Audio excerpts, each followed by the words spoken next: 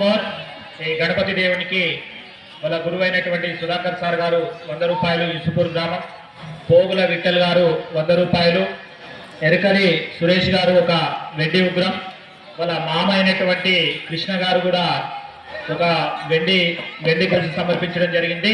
ప్రేక్షకుల కోరికపై తిరిగి ఇదే పాట పాడవలసిందిగా కోరుతా ఉన్నాం.